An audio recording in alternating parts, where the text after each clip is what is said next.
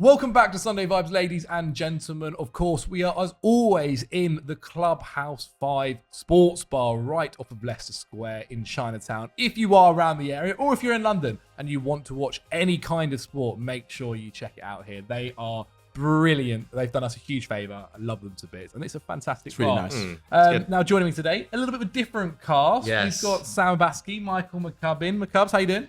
Yeah, very well, thanks, Zach. Very well, thanks. How about yourself? Can't complain, mate. I'm not too shabby yet. Joe's obviously on holiday in Crete. Enjoying. Yeah, I'm about to go off for 3 weeks as well, which ain't too 3 bad. weeks? Yeah, not bad. 3 weeks. Not bad. Three weeks you guys won't see me for. What are you doing? What are you doing? To be fair, I can say actually, I'm going on the Chelsea preseason tour. Love that. Very cool. It's legitimately a dream come true. It's crazy. Like, maybe we'll talk about it a little bit later.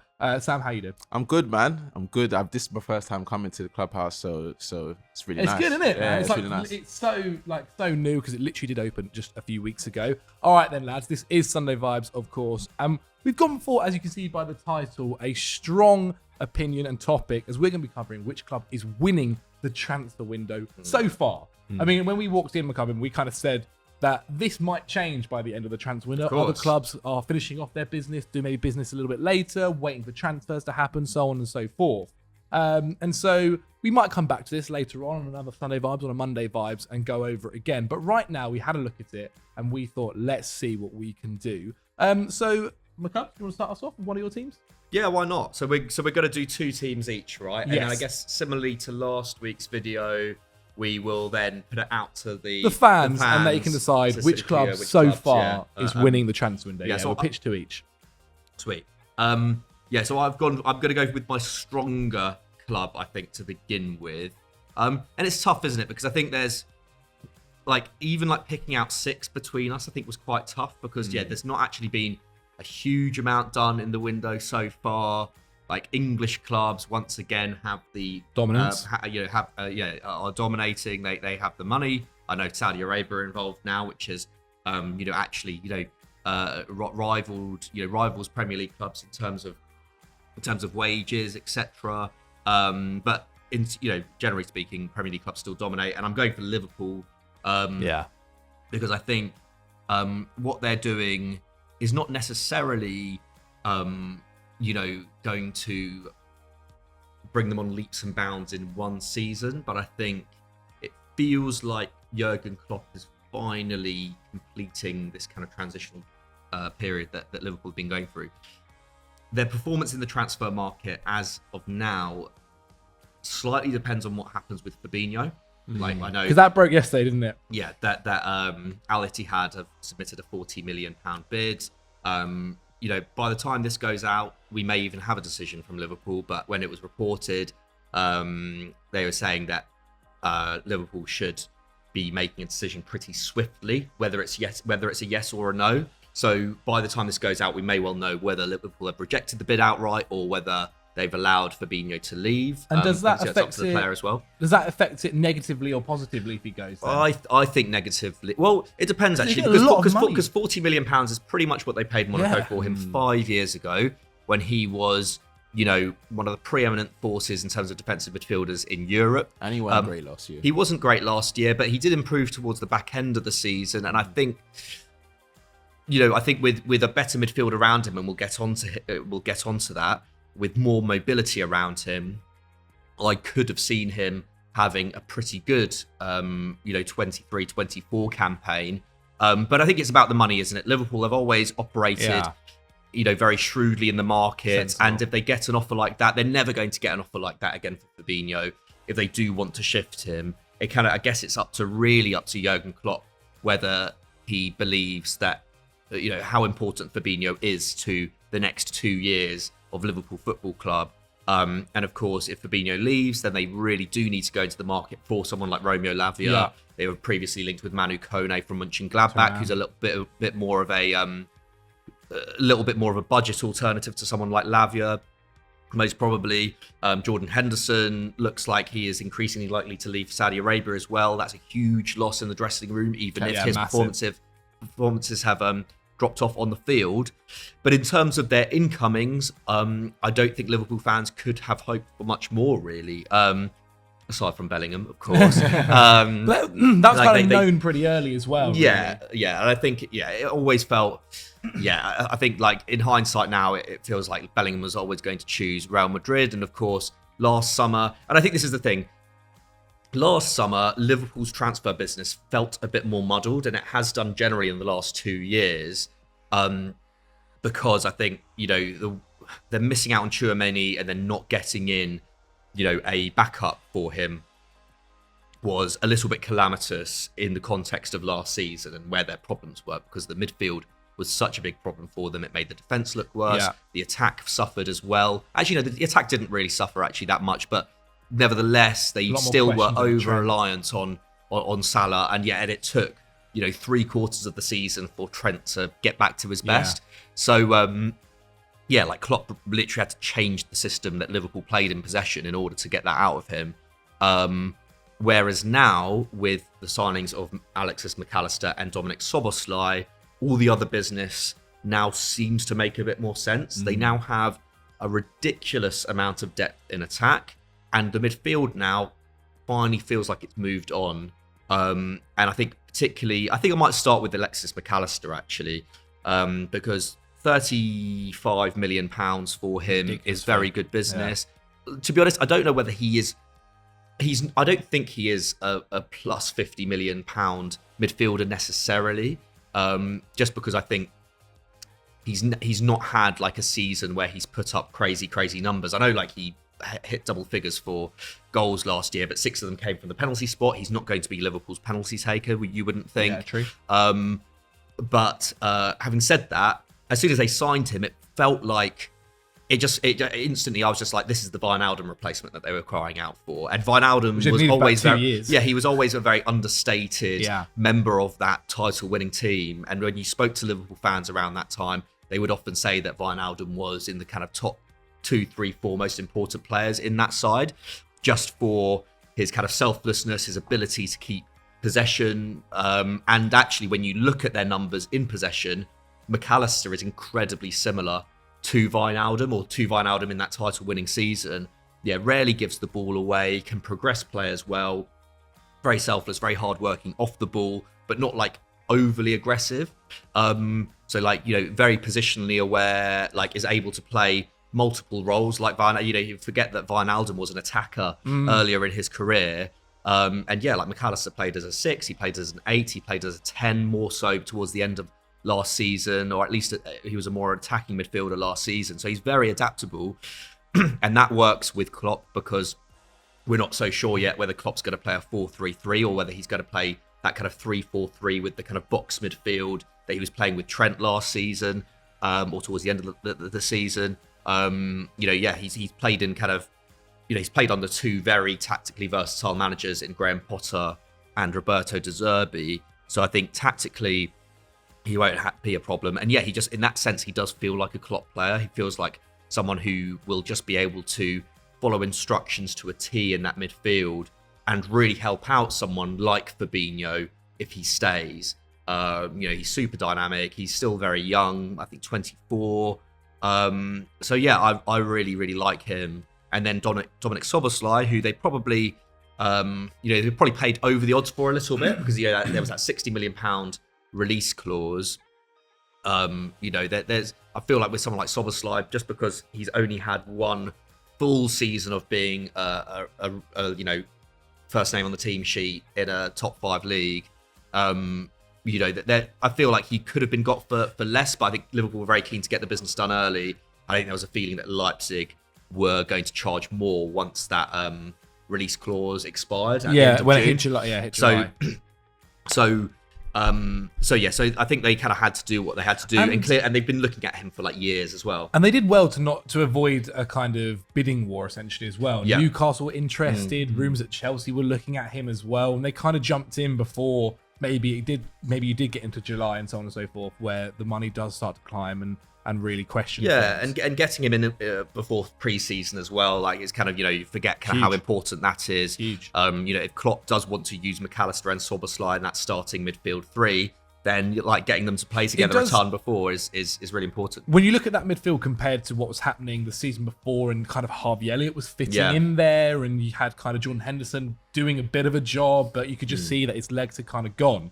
It's a drastic improvement. It's massive. A drastic improvement. It's massive. And we And- sat here in so many videos and on Monday Vibes Saying they or need whatever, new it being midfield. like, they need new midfield, they need new midfield, how are they going to do it, so on and so forth. And they, it looks like they've managed to do it so far. Yeah, for sure. And I think that's the thing. If Fabinho doesn't leave, then I don't think they need to make another midfield signing necessarily. Like, and yeah, when they first signed Szoboszlai, I was a little bit apprehensive because I was like, well, they had players, they've got a lot of depth in the forward line already. If they want someone who can play as a 10, they've kind of got Harvey those Elliott, kind of, they've got Carvalho Harvey at the Elliott. time. Yeah, like, I mean, Carvalho obviously has gone to Lane, Leipzig, but they've got players who can kind of fill in there. Even like Jota was playing in there a bit last year. Diaz came back from injury. Diaz coming back from injury for the left side. But I mean, I guess like, Firmino has gone, and interestingly with Szoboszlai, like with McAllister being like the Wijnaldum replacement, it feels like with Szoboszlai that finally Klopp has been like, you know what, maybe we do need another Felipe Coutinho in here after all Yeah. those years. Yeah, Because for me, he profiles a little bit similarly to what Coutinho was like at Liverpool. Not least, his ability to score from range. I was actually looking at Szoboszlai's kind of goals Some and where they come. bangers. Yeah, he does have some bangers, but actually, I think he only scored 1 or 2 from outside the box last year. Like when I was looking at Coutinho's goals, goal numbers ridiculous. from his Liverpool days, there were seasons where Coutinho was scoring as many from outside the box as inside the box, which is insane. Yeah. And I guess he was taking free kicks as well. Szoboszlai takes free kicks as well, but you probably feel like Trent will Trent's still on be it, on yeah, set duty. pieces, yeah. He's right-footed as well, so he doesn't necessarily have that edge over Trent. But having said that, having someone who can, kind of hit rasping shots from outside the box is another, another kind of weapon that Klopp can use, especially someone who operates in central areas. Because like Diaz has a good strike from there as well. But I think Szoboszlai just is the full package in terms of he's a really good finisher, but also a superb creator. Like he was creating more chances per game for Leipzig last term than anyone was in the Liverpool squad. It was 2.6 key passes per 90. Trent was the best at Liverpool with 2.2. Szoboszlai was taking set pieces, but also he was creating a ton of chances from open play as well. He's a really good dribbler. Just in terms of an all-round attacker, great. And they've also got him in on 120k a week, which I think is really, a really good wage for a player who comes in at that price point. And he's been very productive in the last 2 years in terms of his goal and assist numbers. Also versatile, can play on the flank as well as in the middle, can play also as a bit of an attack-minded number 8. And I think, having come through the Red Bull system, and like Liverpool, they've had hit and miss in terms of like signings from the Red Bull. Naby Naby Keita, but like Mane, big hit, Konate, a big hit. And Szoboszlai, although he's not like super active defensively, and I don't think he was in that Leipzig team because that wasn't really his job, and the rest of that Leipzig team were doing a lot of work anyway. I think when he was at Salzburg, and maybe to a lesser extent at Leipzig, I think like sometimes his runs would be like the triggering runs for pressing. So like he's very used to playing in a system like that, so it shouldn't take too much of an adaptation period. And like one of the key problems for Liverpool last season was the fact that their press kind of fell apart. So like I think with McAllister and Szoboszlai there, who are both well versed in that style of play as it is, we should see that midfield. Well, not only is that midfield now a lot more creative than it has been in years, because I think this is the problem with Liverpool. That front line kind of covered up a lot of cracks for them. Like for many years when Liverpool were at their best, the midfield didn't really need to do too much. Well, didn't need to do any creative work at all. It was just like Mane, Firmino, and Salah are so good that the midfield can primarily operate as a defensive unit. Like that front three, like as good as the depth Liverpool have now, that front three that they had, it's so hard to match. They are kind of a once in a generation kind of forward line. So I think what Klopp has realised is that actually, we do need to have something going on in the midfield again in an attacking sense. So I think in that sense, Szoboszlai is one of the best players they could have got. Do you think? I guess obviously the window's not over yet. No. Do you think if they had to get one more position, what would it be? I guess defence is maybe the area. Yeah, I think a centre back. I think like the problem is, in terms of centre back signings, you kind of want to get like in the next couple of years, or even by next summer, like the long-term Van Dijk replacement. Like Van Dijk is be hard though. Yeah, of course it's hard, and like you don't need to get someone who is the caliber of Van Dijk, but like he is 32 now, didn't have his best season last year. I back him to come back and have a great season this year, but at the same time, like I don't know whether you get someone in just to partner him. I feel like you do want someone who's going to be able to step into that role. But then it's getting somebody who's willing to maybe not have as many minutes as well. And that's tough. They still have pretty good depth at centre back. Like someone like Joe Gomez, I feel like I feel like someone like Joe Gomez will probably have a better season next season than he did last year. Ibrahima Konate is superb. If he can stay fit, he's one of the best centre backs in Europe. Well, they obviously there's been the links with Levi Colwill, and I think I said it in Weird Talk that I question, like, obviously an amazing sign if they got him, and he would be that replacement in my opinion. But one, Chelsea saying they don't want to sell him. Maybe that can change. Who knows? But the other thing as well is I don't think Levi Colwill will be ready to just share minutes with Van Dijk. He wants to be starting right now, and maybe they say they partner him, but then will Canate be happy and so on and so forth. Yeah, I just feel like if you're not going to sell to Brighton, you're not going to sell to Liverpool. Exactly. They have been linked to Torino. Yeah. So maybe they end up going. Yeah, and there was the Wolfsburg guy as well. I forget his name. Who was great last year. Completely forget his name. So apologies. But like he's also kind of. I think he's like been compared to Van Dijk actually, mainly because he's Dutch. But he is a really good. Actually, also someone else like Axel Disasi, who's been like linked with Man United. Yeah. I was suggesting him for Napoli on Continental Club, but he's great. Like he can play on the left or the right of a back two. In terms of like someone who has the physical attributes and also has the ball playing attributes. He's 25 years old. He's coming in. He'll be in his peak years in the next 2 or 3 years. Like he just looks absolutely brilliant, and like his game hasn't necessarily suffered like after Badiashile left as well. Whether Monaco want to sell both their two amazing centre backs in the space of 6 months is another question. Right money, but in terms of his profile, like someone needs to try like going for him this summer. It's funny actually because I remember probably a couple of weeks ago I sat here and said that Julian Timber should be the guy they're going to get, and it looks like he's off to Arsenal. Talking about Arsenal, Sam, who's one of your teams? Oh, okay, we'll go there then. We'll go there. Let me start with my. Oh yeah, sure. Sorry. You know what it is? Okay. Just trying to do a cool segue. No, that was good. That was really good. But to be fair, the reason I want to start with this team is because I feel like they're slightly going under the radar in terms of the signings that they're making, how they done last season, and how they're trying to improve, and that is Aston Villa. Yeah. I think what Unai Emery's done there has been incredible. Obviously, we spoke on multiple shows about what he's done since he came in and how he almost like transformed their whole team. Everyone looked at that Aston Villa squad and said they're capable of challenging for those European spots with the squad that they have and the squad that Gerrard was almost assembling. But then he came in and he made them that squad. He made them durable at the back. He made them create chances. Ollie Watkins had one of his best seasons up top as well. And now they've gone into the summer and they've completely backed him. They've done phenomenally. And not just with the players that they're trying to get in. Like obviously we've seen them linked with quite a few players, but from the sporting director in terms of we'll call it director of operations of football. I think that's what their actual title is for Monchi. But bringing him in a sporting director that's had so much success at Sevilla, winning 7 Europa Leagues, 2 with Emery, but also the fact that they trusted him to know that he is the man that will almost like elevate them, even though they're already in a good position. And now that they're in Europe, the first time that they've got it since I think 13 years. I think it's 13 years. It was like the Martin O'Neill days. So the fact that they've got that, you can tell that they genuinely believe that this is a man that can almost push them in the right direction. Signing players like Tielemans for free. I think he was a player that we spoke about multiple times. He was linked to Arsenal, right? Linked to Arsenal, linked to Liverpool. He was the player that everyone thought, that would be a perfect signing to just add depth. And let's not forget that he's a great player, but if you look at their midfield, I don't think he like walks in straight away. Do you know what I mean? They've got quality players. They've got Ramsey. They've got Douglas Luiz. They've got Kamara. They've Philip Coutinho that you mentioned earlier. These players that almost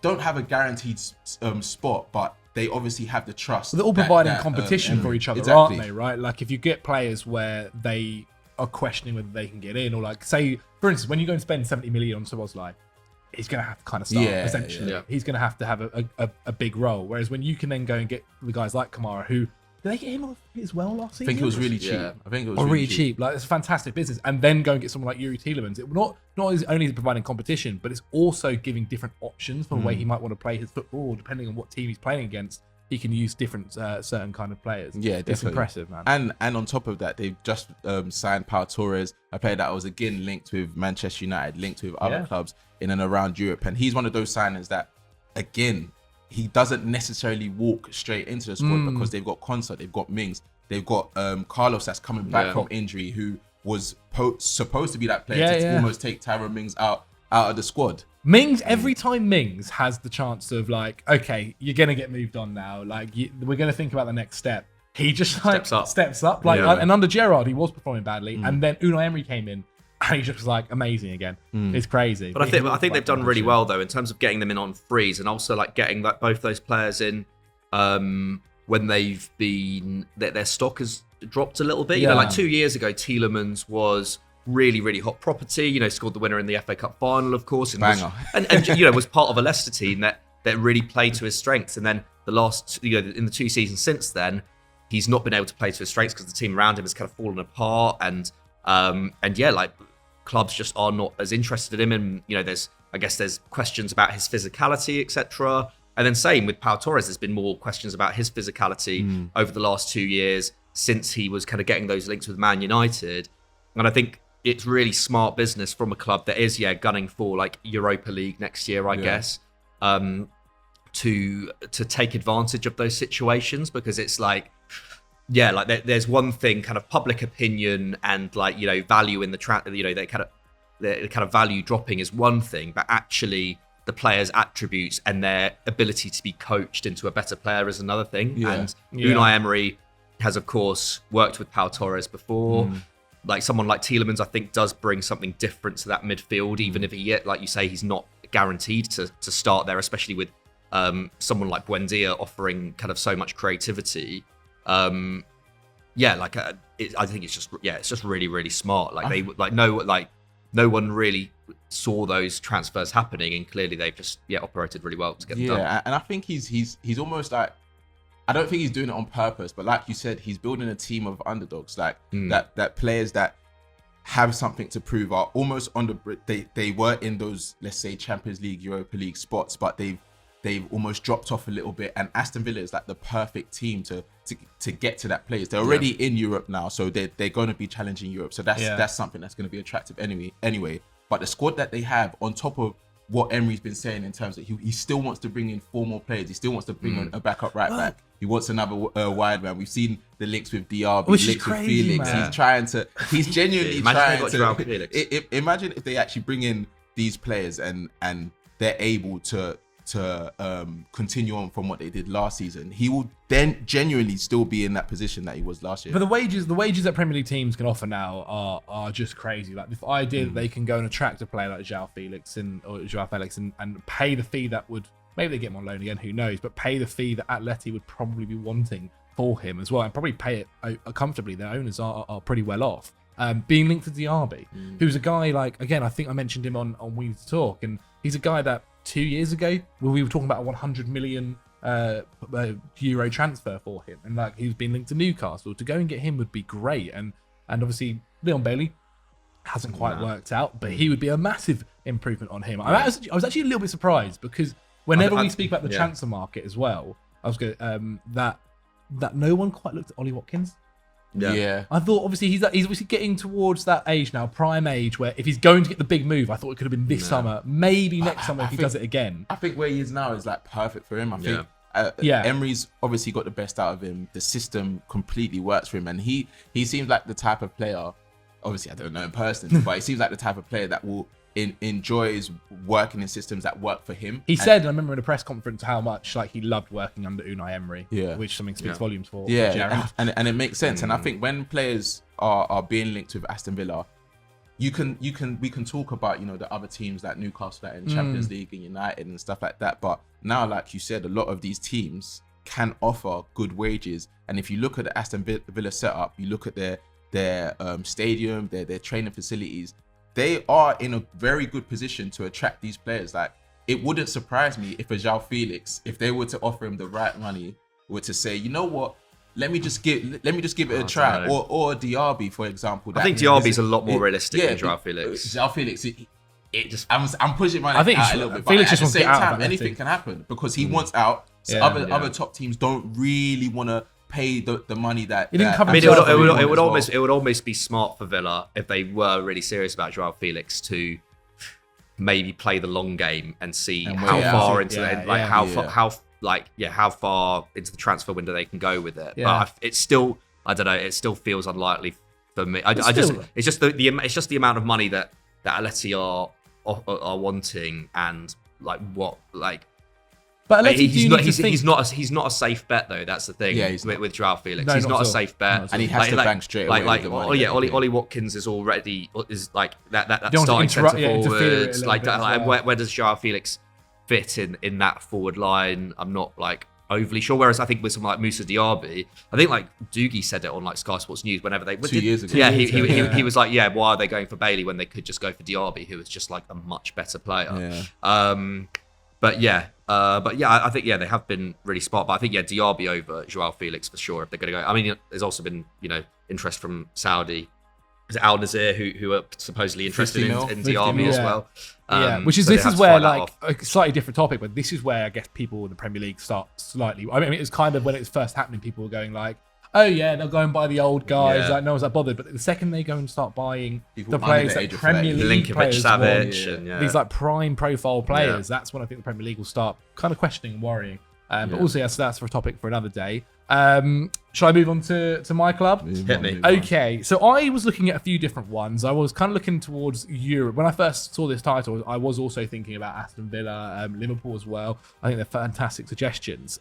So I thought let's step out a little bit and have a look in other places across Europe. I thought PSG had interesting transfers going on, but I didn't quite go with them as well. They also just ended up selling one of their star youngsters too, so it seems like they might be going back to their old ways. I think the problem with PSG, right, is that every single summer they always sign a ton of really good players. And it always feels like they're turning a corner. But I think, the fact that they bought a lot of players in before Luis Enrique was announced, like, it's just... But do you think that they wouldn't have had any dialogue with him? Because I feel like they were linked with him for a while. I think they were probably working out a few of the finer details. But I'm sure if they knew he was coming in, they would have some conversation. Potentially, but I think it's just been a bit of a messy end of season with the Gautier situation. With the Mbappe stuff they coming were, back up. Nagels at one point it looked like Nagels was going to be hard. Like it never feels like that club is ever fully settled. And there's always talk of like we're not going to sign superstars anymore. We're going for the team, and it's like, well, yeah, we'll believe that when we see it, because every single summer they sign like really good midfield operators. And they sorted out the fullback positions. To be fair, I think Agate is an amazing signing. To be fair, like PSG should be in this conversation for sure, but it's just I just feel like we've been gaslit by that we've seen so this many times, so many times, and it may have contributed to us like just skirting over them wrongly in this episode, but that's as much on them as it is on us. 100%. I mean, it's going to be interesting to see what Luis Enrique does there. And I saw they were linked to Kepa this morning. Okay, so really? that'll be Well, no, but it's just not a very good reflection on Donnarumma's time there, is it? Yeah, it really isn't. Very true. I mean, if they went and got Kepa, I would be quite over the moon, to be fair. We can go out and maybe we'll do a swap deal. We'll take Donnarumma. We'll go get David Raya. But no, another team as well that I did want to mention, I didn't go for them as well, Real Madrid.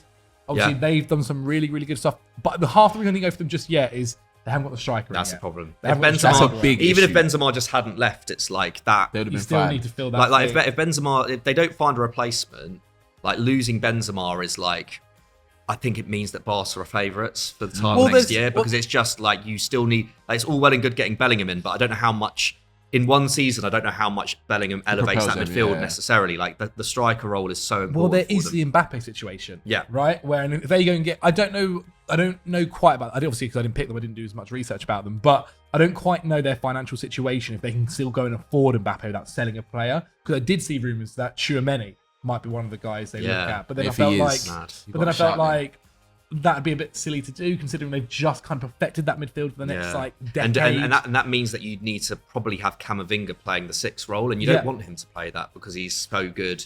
It felt a little bit like the media just kind of like, how are they going to afford this? And so, but it does kind of feel like they might need to go and sell somebody to go and spend the amount that PSG wants to try and get to Liverpool. I saw that as well. I mean, Valverde anywhere would be crazy too. But to Liverpool, that would be crazy. He's such a he's become such a Real Madrid icon there. Like, he's so versatile for them. Always like he absolutely fights for that badge left, right, and centre. But yeah, so I thought they were a bit interesting, but I didn't quite go for them. No, the first team that I actually went for was AC Milan. Ooh. I've really been kind of their transfer stuff. Is it really because is it just because they've taken players off Chelsea that you wanted them to take off your hands? To a degree.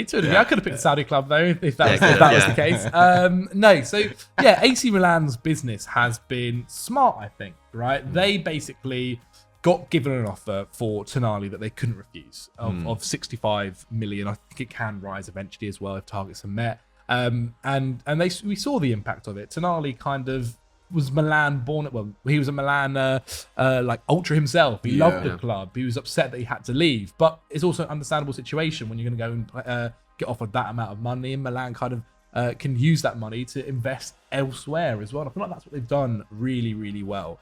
Obviously, they brought in Ruben Loftus-Cheek for around 16 million euros, which is a really cheap fee. And you got to remember as well, I guess it's kind of relative to the leagues and the clubs that they are. When we're talking about Liverpool and Aston Villa, they can go and spend 50, 60 million pounds on players. Whereas we've seen from La Liga clubs, Serie A clubs, they can't spend that big money. So it's a bit more relative to their own transfer spending. And so for AC Milan to spend that fee on Ruben Loftus-Cheek, who's somebody that I've kind of backed for a long time, if he can stay fit. And he plays a very similar role to what, like, I feel like he will do the kind of things that Tonali did at Milan. Yeah. Like, I don't think he's as good as Tonali. No. But like Tonali obviously has a higher ceiling. But I think like in terms of the way that Milan play, it doesn't necessarily allow for like a central midfielder to be like the guy that the team is built around anyway. So like I think he can probably play to like a similar standard. And if it also means as well the fact that they've sold Tonali for this and they can fill him just about with Ruben Loftus-Cheek and improve other areas, and also then keep Tomori and keep Mike Maignan and keep Theo Hernandez. Yeah. Like I think it is good business. Then going out there as well and get someone like Christian Pulisic,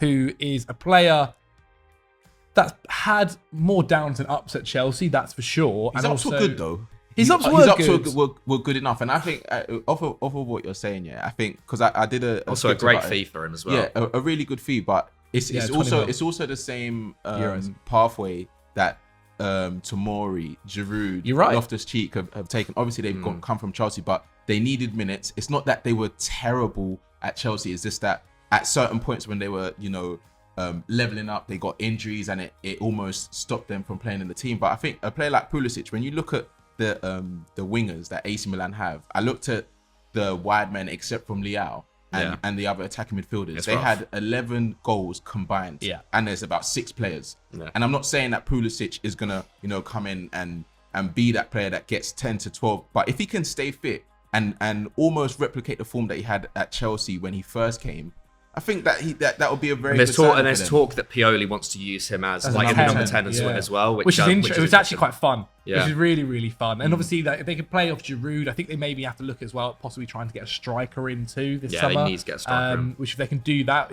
is really good business. And so I think the two things with Ruben Loftus-Cheek and Pulisic is that, or actually think, weirdly enough, when he came to England, he told everyone it's Pulisic or Germany, and then when he's gone to AC Milan, he said it's Pulisic. Yeah. Really? Now he's like, because we're near Croatia, you guys can finally say it properly, like Pulisic. Right. But anyway, that's a way to get back. But the key thing for those two is staying fit. It is staying fit, and we could sit here in a year's time and go, you know what, that was great because they did stay fit, or we could sit here in a year's time and go, the league is a bit slower. It is a little bit slower for sure. You say that, but it's more intense than it used to be. Yeah, it's more intense than it used to be.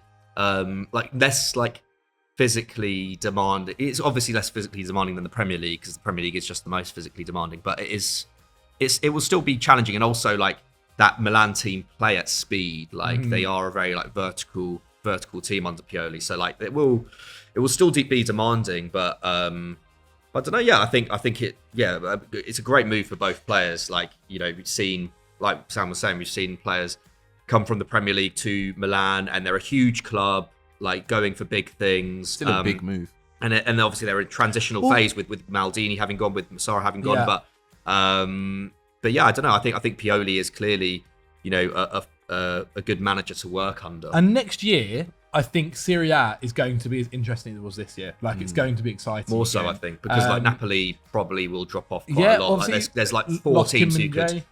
I mean, I think there's like 5 or 6 teams potentially who could go for it. Like, we're going to get on to another one of them in a bit. But like, the title race is always wide open. Which makes this kind of like, this could be a transfer, or one of these transfers. I'll mention another one as well. It looks like it might be done by the time this video goes out. Is Tiani Rinders. I hope I pronounced that right. Close enough. He's somebody they've joined. He can play kind of through the middle as well if needed. Can play off the right wing. He's super young.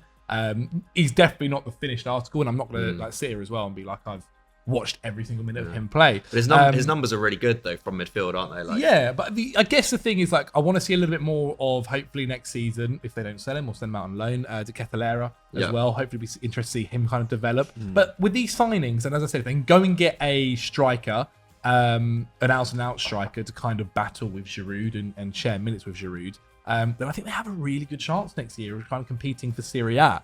And so, yeah, with the money that they spent relative, and if they can go and get that one other signing, and again, we might come back to them later on in the transfer window, I think AC Milan are definitely doing some good business. Yeah. What's your other club then, McCubs? So yeah, I was originally, but I think with Milan as well, you raised a good point there, like keeping hold of Maignan, like huge. Like, I can't see him going at this point. And I thought they kind of priced him out of the move. They did, but they were able to because they were able to because they got that fee for Tonali, and they made what, like, over €40 million profit on Tonali. They managed to get him in at a cut price deal. That was one of like Maldini's best pieces of business. So yeah, it will be interesting slightly how they do their business after Maldini, because one of the things Loftus-Cheek said was that Maldini really convinced me to come here, and obviously he's now moved on, and a lot of their signings. Maldini chatting to you. Well, that's the thing. I'm leaving. I think he basically said that, like, I was really impressed with you in the Champions League game when we faced off against each other, and so. And the greatest defender in Champions League history is telling you that. Yeah, like, it convinces you pretty easily, doesn't it? Yeah. But get butterflies. Well, because I think he's not, Loftus-Cheek isn't the only player to be convinced by Maldini, so it'll be interesting to see what happens. Yeah, I think that's the thing. I think we will see maybe in the long term a bit of a shift. Like, I think they were really smart. The thing is, they were already signing kind of undervalued players, and in terms of convincing players to join the club, like, it was well documented how effective Maldini was at doing that, and also how that kind of intangible thing of, like, Maldini being around the training ground, being a kind of motivational factor for players. So it will be a big thing. But then Redbird Capital have done a great job with Toulouse in terms of data-led recruitment and whatnot. And I know, like, at this point, like, data-led recruitment is pretty by everybody. It's a pretty wide-ranging thing. A lot of clubs do it, and it's not a guarantee of success. But at the same time, it's not like Milan weren't doing something similar before. So hopefully it won't be as, hopefully it will be a fairly smooth transition in the long run in terms of the way they do business. And it's, and it's Milan. Like, Milan, like, and they have generally been on an upward trajectory over the last few years. They obviously won the title in 2022, made a Champions League semi-final. Like, it's an attractive club to go to. So, like, I wouldn't be too worried for Milan fans. And I think that Pulisic deal definitely kind of took their summer from being a little bit like they need to get a move on with like their targets to anyway, I'm digressing. You said enough about Milan. But what about your club then, Mikey? Yeah, so I was umming and ahhing between Atletico Madrid and Roma. I do think Atletico have done some really good business, especially Javi Galan in for €5 million. I think Soyuncu and Azpilicueta, really good depth in the back line. But I feel like, and also like that deal that was already done, Mateus Cunha to Wolves for 50 million, made a 20 million profit on him. Got Kondogbia out of the club as well. He was on quite big wages. I think they've done some good stuff. However, I don't think they've, like, lowered the average age of that team enough yet to compete, at least with the other team I think have done really well. Yeah, Roma. Sticking with Serie A. Big fan. And I think, like, Roma, their business isn't done yet, but what they've done so far has been great. You know, Husam Aouar in from Lyon on a free, Evan Ndika in from Frankfurt on a free. Those deals were done like at the start of June. He was linked to like Barcelona. He was linked with every top club at a point. Ndika was he was linked to Barcelona. He was linked to Liverpool, United, City, which just speaks a lot about Jose. I guess the Jose factor, and also just about what a top prospect he is. Like, he's only 23 and already looks like quite an accomplished centre back. He's far from the finished article. There are questions about his kind of 1v1 defending, but that's something that, this is the thing, this Roma side has so many, they're so well stocked with centre backs now. So they've obviously got Roger Ibanez, who I think Ndika will be kind of fighting with for that left centre-back spots in the back three, but he's more of a natural fit there because he's a left footer. He's a bit more expansive, I think, than Ibanez. Actually, no, maybe that's a bit unfair on Ibanez, but I think Ndika was so important to the way that Frankfurt played in terms of being able to bring the ball out from the back and carry the ball into the opposition half, that I think, he just feels like a bit more of a natural fit. Mancini, of course, Chris Smalling, who's been there for a number of years now. They're getting in Diego Llorente from Leeds, or they're extending his loan, from Leeds. So they're really well stocked in those centre-back positions. And I think he can, develop his skill set really well in that system. And they play three at the back, like Frankfurt did when he was there. He's got great pace. He's got really good kind of anticipation and reactions. So, in terms of his weaknesses, he can kind of make up for that, with those attributes. But I think mainly it's his ball carrying ability that I think will really help Roma to step up their attacking play next term. It's not necessarily his defensive attributes, and the fact that he is really quick and has really good reactions will help Roma when they're transitioning into defense. It will help when they're getting caught on the break. But really, where Roma needed to improve was their attack. Like last year, their defense was fine. Like, they had the second best expected goals against in the league. I think they only conceded a goal a game, which was more than they should have. So, questions over Rui Patricia, of course. But generally speaking, their defense was fine. It was their attack which really lacked. Without Dybala, that attack, Tammy Abraham just had a really poor season in front of goal. I back him to come back and have a much better season. At the moment, doesn't he? Yeah, he does. It's true. But that's why when's he due back from that? He's under his ACL. Yeah, so it's a long term. Yeah, forget that. But I guess they have been linked to Scamacca. They have been linked to Scamacca. Obviously, who might get, I think it might be a loan deal from West Ham, which again, if you get a loan, that would be a good move. Really solid. Yeah. Then you have Tammy back for the latter part of the season. I think West Ham seem to be quite reluctant for that at the moment. I guess because they'd need to get. But I think also they'd need to get. They'd need to buy another striker essentially, and that's another headache for them. Even if Scamacca didn't have the best season. They've been linked to a few. To be fair, though, they've been linked to Diallo from Strasbourg. Who looked like, but then he's been linked to a lot of clubs. He's an option for them, so we might see that move happen. But you're right. I do think they do need a striker in some way, shape, or form, don't they? And obviously there were the links at Dybala may look to leave. I mean, the links aren't necessarily strong. He gets paid more if he stays. He gets paid more if he stays, and he obviously he's loved it as well. Like, one of the things that he's loved in Roma. That's one of the things Mourinho does for you. Like, I think he's a bit like Marmite with players. You end up either adoring him or you end up kind of hating him. Leave, and so far, a lot of the Roma boys, he's absolutely convinced them. I mean, another one that you've got there is Aouar. Pretty good signing. Well, I'll get on to him. And I think with Dybala, it's like Dybala's had so many opportunities to leave Italy. Does he leave Roma for a Chelsea team where not quite sure where he's going to play?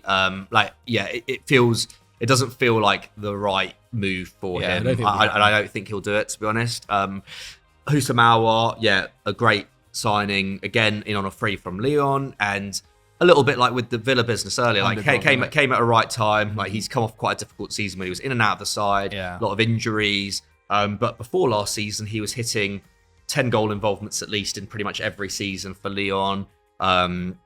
He's very versatile. Like, he can play. He's kind of like an attack-minded number 8, but he can also play behind the striker in a 3-4-3, which he did at Lyon. He has done at Lyon a lot, and that's the system that Roma play. So you could see him slotting in alongside Pellegrini if Dybala was needed as that centre forward. Otherwise, it'll be interesting to see how he's fitted in, because he's, as a midfielder, he's mainly played in a midfield 3 and a 4-3-3. We've seen Mourinho deploy a 4-3-3 many times in the past, although not as much in recent seasons. I'm not sure how he would do in like a midfield 2 in a 3-4-3, like alongside someone like Matic.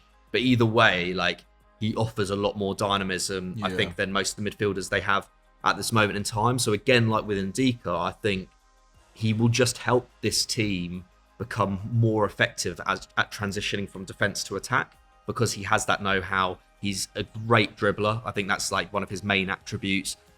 He's a decent ball carrier, and he's also like quite an active defender as well. So I think there's kind of talk of like Mourinho seeing him as a bit of a Swiss Army knife. And I just think, I think both these transfers will help Roma become a better team in possession of the ball. So yeah, I think that both of them are great, and also probably be done by now. Rasmus Christensen also in on loan from Leeds. That right back position that they have is not necessarily the strongest, with like Karsdorp and Celik. Like, Celik's not the most attacking fullback. Never has been.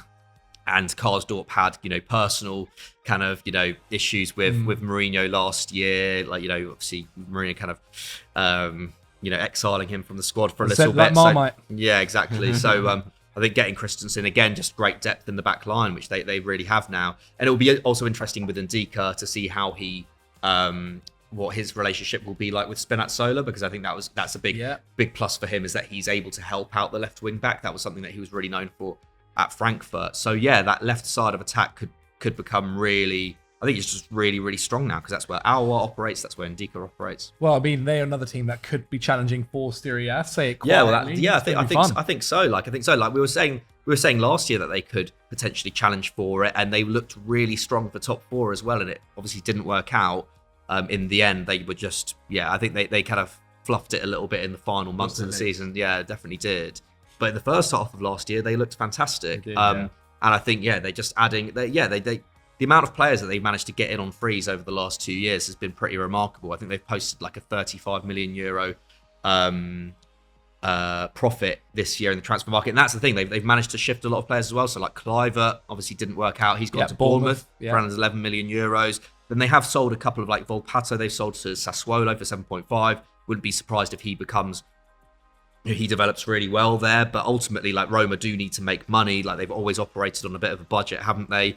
They've managed to kind of shift players as well as bring them in. So yeah, I think they've had a very solid time so far. I like it. A good shout. Over to your other one then. I mentioned them earlier, Arsenal, because the past few years they've done some great business. Yeah, and it's interesting because I said in a few episodes ago on Team Talk that Arteta's going to have the pressure to challenge for the title. Not saying that they're going to have the pressure to win it and they're the overall favourites, because City are going to be the favourites as long as Pep is there, But what Arteta's done for his squad last season was incredible. No one expected them to be in that position. And I think going into this window, I was a bit sceptical about how much, the Cronkies were going to give him, how disciplined they were going to be with the amount of money that they spent on certain players. And I think now you're seeing that Arteta's going for it. Like, he's looked at his squad, he's seen the strengths, he's seen the weaknesses. He's built the trust as well, hasn't he, over the past few years? Yeah, they believe in him, and it's nice to see, because obviously he's a young manager, but also the fact that the players that he did bring in have transformed the team, and they're almost, a lot of the players that he's bringing in don't play in like one position. Yeah, which is really interesting. Obviously, right now Havertz is the only signing that they have made officially. But we know, we can assume. Rice, we Timber's can assume. coming By the time this video comes out, I think Rice will be confirmed, because I think today, they've given him a deadline to get the paperwork in. But to be fair, £105 million for a player is going to be a record for Arsenal, I believe, and West Ham. It's going to take time. It's a British record, isn't it? It's going to take time. But the fact that they're getting it done so early, Timber, I saw something, I think on his birthday or something, that he's basically going there as well. And these are players that are going to add the quality that is needed for them to continue that push, to stay in the Champions League football, to continue to challenge City for that title, because it was really close. And if you look at the squad that they have, you might be questioning, okay, why does a Havertz is that gonna disrupt the Smith Rowe from getting minutes? Is Timber gonna disrupt White from playing right back, or who's the other right back now? I can't remember his name. Tomiyasu, who's obviously quite injury prone, but at the same time, these are problems that you kind of want to have. If you get those players in and they're willing to be in that competition and that rotation, that's perfect. That's how you build a title winning side. Exactly. We sat here last season and we were like, half the reason they've dropped off is the lack of quality in depth. And the right back position in particular was a problem, especially wasn't it? Or the way that it affected the centre back position. Yeah, and then you also look as well, like Saka towards the end of the season may have dropped off a little bit form wise, but that's because he barely ever got a rest. Yeah. So that, to be fair, maybe still a position they can look to target. I guess Havertz can do a job there if they need. But it is impressive, man. Yeah, and I think that is a position that is going to be next up. They look, and you can tell that, like I said, they're not really worried about the money as such, because they've been able to reduce their wage bill by the players that that left last season, but also this year they've now been able to reward the players that have been loyal to them, that have been a big part of their come up with Saka, Saliba, Nelson, Ramsdale, all been getting new deals. The exciting youngster that a few years ago they probably would have lost him to like a Chelsea. Nawari. Yeah. They would have lost him to like a Chelsea or someone that would have been willing to pay more. And they've paid him what he wants, because they know that this is a project that if they're able to get their academy right, if they're able to have the right profile of ages and the quality in that group, they're going to be able to be in that conversation in the next few years. And the thing is, to compete with the way Man City are at the moment, you have to get every step perfect. If you get one wrong, and that might be the academy side of things, or not paying not getting the Saka contract done, or the Saliba. There were rumours that Saliba, you never know, if he held out his contract, he'd go talk to Real Madrid. He can go talk to Man City. And the fact that they've been able to do that, and they've got it right, gives them every chance of trying to compete with City this season. It's not going to be an easy job, but with the way the things they've done so far, it feels like they've done the right things. That's the thing with Arsenal. It's like, I think because they did so well last season, there was a lot of conversations about, there's no way they could match that. It's like, well, they've just gone out and improved their team. Like logically, you'd expect them to put up a better challenge next season. They've got more depth now. They've got their man in Declan Rice. They had to overpay for him, but if that means that they can, if that means that you can challenge Man City like more seriously next year, then that's a price worth paying. I think what was significant about Liverpool managed to rejig their midfield for under the price of Rice. They get two really good players, and that's great. It's great business. But I think when you're Arsenal and you need to kind of build on the moment that you're in, and you want a player like that, you have to be willing to overpay, and they've done it, and they've got it done early as well. They haven't I know there was a bit of a saga over it, but as transfer sagas go, it's not getting it done on the eve of the season. It's getting it done before the middle of July. I think they handled it very well. I think they go to the pre-season on Sunday, and I think that's what they're trying to get it done for, which is impressive. And on top of that, I feel like they're being smarter with how they sell players, because historically, for the last, I'd say 7-8 years, they haven't got good money for the players that they've been losing. Xhaka is a prime example of that.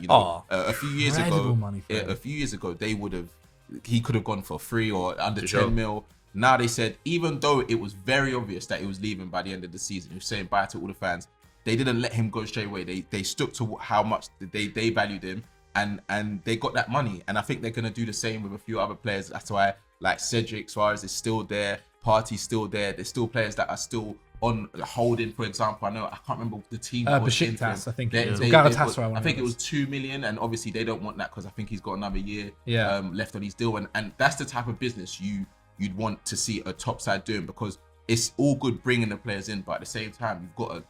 I guess that's the next side of it as well, right? Is how well they can sell. But I think maybe that comes for next season or the season after. If they continue to spend the amount of money they've spent, but they've also got quite a low wage bill compared to a lot of their top Premier League rivals, and that serves them in good stead in that sense. And they've just made to the Champions League as well, and they go far in that competition, and that's another reason why they get to get quality, so they can try and challenge on all fronts. Okay, well, I think Arsenal's a great shout. Now people might call me biased here. They can already tell what I'm going to bring up, and obviously I used AC Milan as a shout.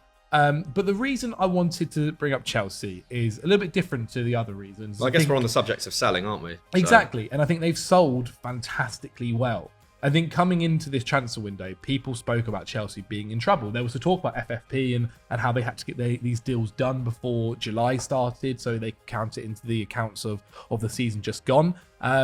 And we didn't know what was going to happen. Obviously, Chelsea spent 30 million on Koulibaly, and they didn't look like they were going to be getting anywhere near that fee to get rid of him. And then Saudi Arabia came knocking on the door and kind of done Chelsea a little bit of a favour in ways. But not just that as well. Getting the money they got for Kai Havertz, who I think, if you look over his entire career at Chelsea, was fine. Like, obviously, won Chelsea the Champions League, did really well. Getting the money they got for kind of Mason Mount, and that's 60 million for a guy with 1 year left on his deal. I mean, Chelsea can't transfers... Can't put a price on an academy boy. No, you're right. You can't put a price on memories. That is. How are you guys feeling, by the way? Are you over it yet? Are you still grieving? I'm over it. It was tough. It didn't take too long, did it? It was tough to accept, but at the same time, like these things happen, and you can understand the circumstance. And I think now more than ever, people are realizing it's not just the club that you got to think about. These players have a different perspective of what they've experienced and how they've gone through things as well. So if that's the move that he wanted, his decision was made a while ago, wasn't it? Yeah, and if you look at the way the club's moving, for a lot of these players that are moving on, they want to be competing next season. I think with the squad that Chelsea are building, we'll get onto the guys that they've brought in.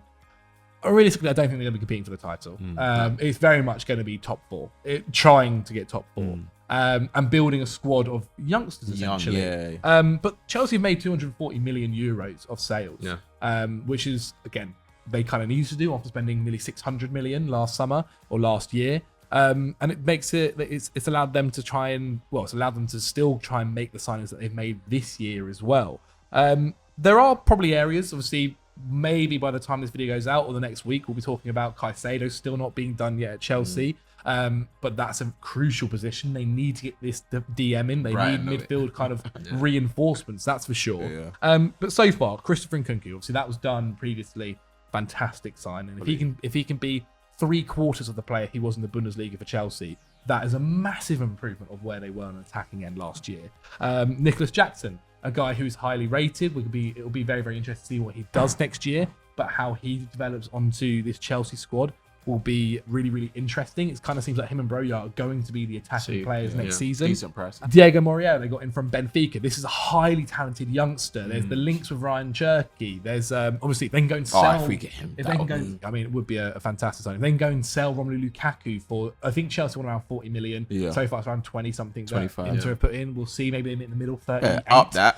I think if you can get Lukaku off the books, that will be huge. Well, the other one is if you're going to accept that loss. The other one is making sure Cole stays. That's like a brand new signing. That's that is a ridiculous signing.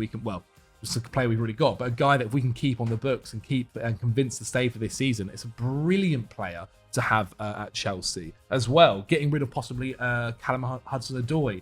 Obviously, didn't take the 80 million a few years ago, but if they can get rid of him off the books, that's good because he's on 100k a week. There's also the likes of Malo Gusto who's come in. There's also Andre Santos who's come in. There's a lot of these guys who'll come back on loan where I think Chelsea's squad next year could be one of the youngest in the Premier League and have Poch kind of developing it into hopefully a side that will improve year on year. And so, it's not necessarily, I'm not necessarily talking more so about the incomings, even though I do think they have been really, really good and definitely look towards the future. And whilst I think people have spoken about how Chelsea have had muddled thinking in the transfer market, I do feel like this thinking is much more in line with the stuff they were thinking about in January, where it was about bringing in high quality young players.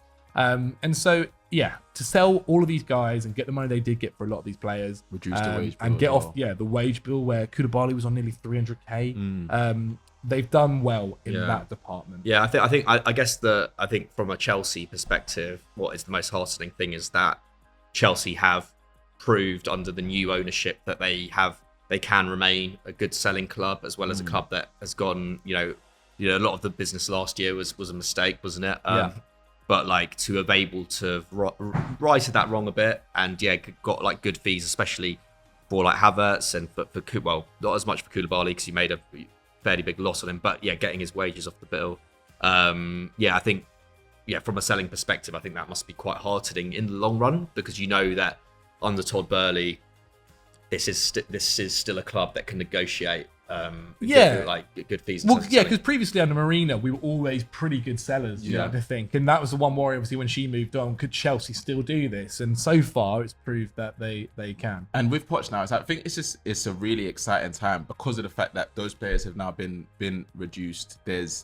You don't have to worry about everything that we're saying from January, the amount of players that were in training and the fact that I think if all the loanees came back and everyone was still around, there would have been over 50 players or something along those lines. Yeah. Pre-season now, you're going to see it closer than us, but it's going to be a smaller group. And that's important for Poch because he's a personable manager.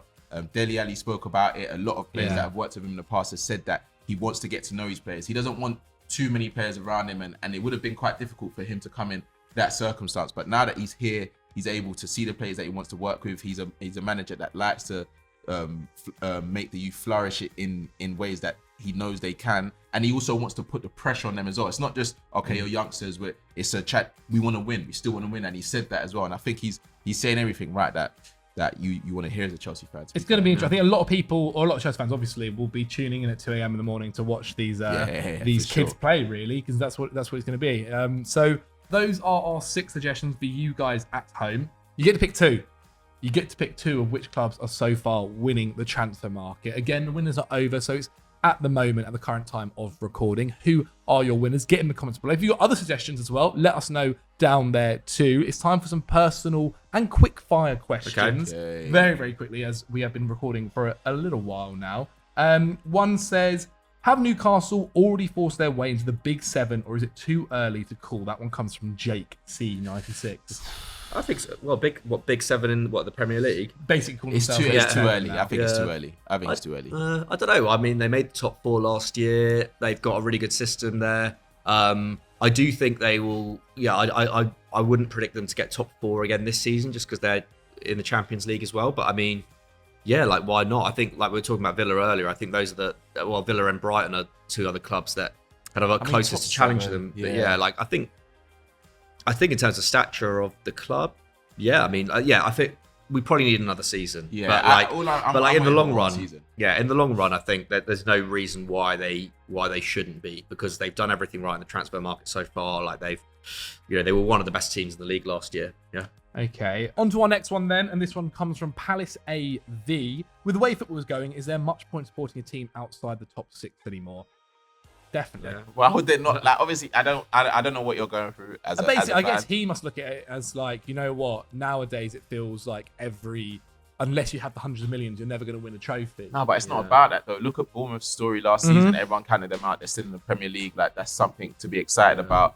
Newcastle weren't always in this position. You speak to Newcastle fans from like 5-6 years ago, they wouldn't have expected themselves to be in this position. So it's just about how you feel towards the team. Yeah, I mean, if you want to support a team that has a chance of winning the Premier League, then I guess so. But there's plenty of things change as well, right? Like teams suddenly get new owners. 15 years ago, you know what I mean? Teams get new owners. Like, you ask a City fan, you tell a City fan 20 years ago, you do what you've done, like they would never have believed you. Yeah, and also when we talk about outside the top 6, so we're talking about outside the top 6 of the English football pyramid, of which there's hundreds and hundreds of teams. I mean, football's been going this way for years. Like, I think in the mid 2000s, the top 4 in the Premier, there was a bigger gap, arguably, between the top 4, the big 4, and the rest of the league now than there is between the top 6. Like, you look at teams like Brighton and Brentford, etc. Like, I think there is. In the Premier League at the moment, I think that there is a stronger mid-table than there's been in a number of years. Yeah. Well, and it's all relative as well, right? Like, if you supported your local town, say for instance, mine was Crawley Town. When I was born there, they weren't really anything. Now they've been taken over by crypto bros. Yeah, now they've been taken over by crypto bros. But for instance, right, like if you ended up supporting your local club or whatever club you have connection to, and they aren't a big club, that doesn't mean their wins mean anything less than you might not win the Champions League in the next 5 years, but you might get promoted to League One, which is huge. And like it's all about that connection you have with that club in whatever way and how it's developed. And so I think it's very relative. Exactly. Another one really quickly. FBL Kante, believe it. What's the best team performance you've ever seen? Wow. I guess it doesn't have to be in person. In person, it doesn't have to be. I'd say Barcelona versus United. What, 2011? Yeah, when Fergie was like this. Yeah. That was like one of the. maddest performances I've ever witnessed. Yeah. To be honest, that was a mad one. That was crazy. I also remember similar kind of era, similar players like Spain when they beat Italy 4-0 in the Euros final 2012. I think that might be the best performance I've ever seen in an international final. Complete dominance. Yeah, in terms of in person, I've not been lucky enough to witness that many like amazing. I did see Barcelona beat Espanyol 5-0 with MSN. That was pretty amazing, but I wouldn't necessarily the team performance was that good. It was just like Neymar just ran the show and Messi scored an amazing free kick, and it was a bit like to and fro actually that game. It wasn't like a classic Barca performance, but yeah, I'm trying to think in recent years. You know what? You know, final, but I feel like that's a cop out. Yeah, but also only until 70 minutes, and then France kind of came back into it as well. Yeah, that was pretty good from Argentina. Yeah. Let me know what your suggestions are. That I think Man City as well. In terms of recently, Man City against Real Madrid in that Champions League semi-final, second leg. That was pretty special. And I get Real Madrid actually at times as well. They've been not too shabby over the last few years. Okay, onto some personal ones really quickly. Week for wing backs. Who in the FD staff would be the best pro baller? Sam November. Not yourself. Yeah, Sam not November. me. Sam's very good.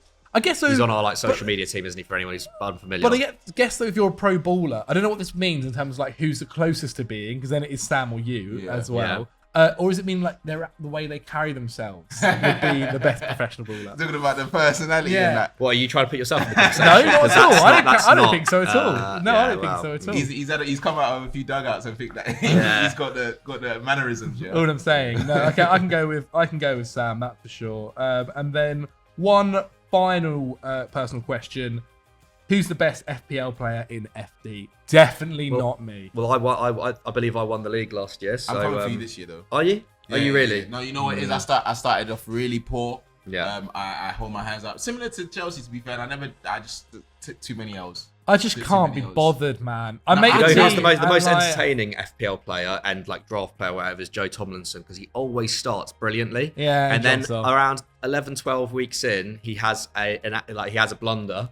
And then he can't make it back. Draft, I could do. I feel like coming back on FPL has become harder, man. Like before, you have to be consistent. You have to be consistent, but like if you have a drop off of 2 weeks, you can't go back to the top, and that's what I don't like, man. Before I don't know. I had a bit of a drop off. Like there's a drop off and there's a drop off. Like 80 points. There's a drop. No, it's not. It's not. There's a drop off and there's like I think that you can have drop offs where it's like you just get your selections wrong. But if you actually forget to change your team 2-3 weeks, it's curtains. There's no way you're winning it. There's no way you're winning it. FPL is just not for me. Like, it's too much effort involved. But what I do enjoy is draft. It's the only commitment I can make outside of work every year. I have to do it. No, draft I love. The draft day is one of my favourite things. But you don't have to change your team. Exactly. That's the beauty of it. Because then you're committed. Otherwise, it's just if you don't get it right on the draft, you can definitely. But that's the whole point. That's the whole point. It's more fun as well. That like hour of us doing it's great. It is like I think when we did it, I can't remember which year we did it, and it was me and James had our own. It was us two. We like had a joint team, and I think I'd recently successfully stopped biting my nails, which was like a bad habit that I'd had for years, and like I relapsed really badly when we were doing the draft picks. I was biting my nails so much 'cause it's so stressful. And yeah, I've done it twice, and both times I never got it right. Especially with how many players that we have play in it, you end up within like your fourth pick already down to kind of the worst players per se. Well, there we have it, guys. That has been Sunday Vibes. I hope you guys at home have enjoyed it. Of course, thank you to Clubhouse 5 for hosting us, and in fact, they were asking about whether we would like to do a live Sunday Vibes here in London, in Leicester Square, in Chinatown. So let me know in the comments below if you would be pretty keen to come along to that. And maybe, who knows, we will do something like that in the future for the first week of the season, possibly. Let me know in the comments below. Let us know as well what other teams you think are winning the transfer window. If you've enjoyed the video, click on screen right now for some more Football Daily content. Like the video if you had. Subscribe to Football Daily, and we'll see you guys tomorrow for Monday Vibes. Bye.